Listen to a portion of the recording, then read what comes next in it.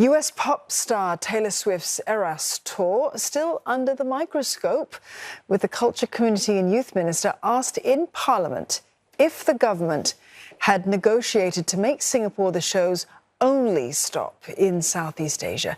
Now, he says that the grant was calculated to offer the team a reason to play 6 nights here. Sherlyn Seah tells us more. To have Taylor Swift play in Singapore or miss out altogether. This was what the government had to calculate in making an offer the superstar's team couldn't refuse, according to the man who personally led the mission to bring Miss Swift in. If you don't have a certain economy of scale to play in Singapore over X number of nights for a period of time, you won't be able to reap the economies of scale. Then there's going to be a very different balance to the considerations. The concert might take place in Singapore, but for fewer nights, far fewer nights. Or it might not even take place at all in Singapore. And then you look at the past tour history, it's very difficult to be 1 or 2 nights alone because of the setup. So we had to look at that as quite a material consideration for discussing with the Taylor Swift team on how long and for what duration to host it in Singapore. Mr. Tong says Singapore cannot disclose how much was given to Miss Swift's team or under what conditions due to business confidentiality.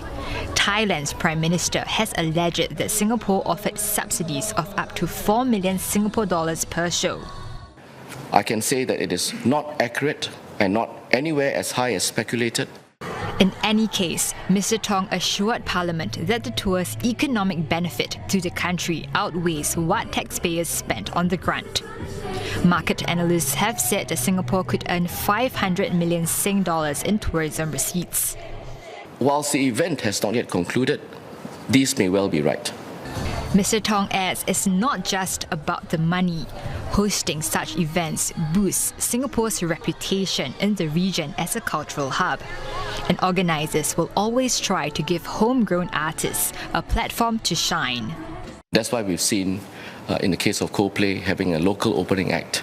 Mr. Tong also stresses the public agency in charge of the Sports Hub mega venue aims to bring social value to Singaporeans. For instance, tickets to coveted shows are set aside for the needy, and such profitable events foot the bill for others that may be free but mean just as much to the people, such as hosting student athletes and their supporters for the finals of 43 national school games.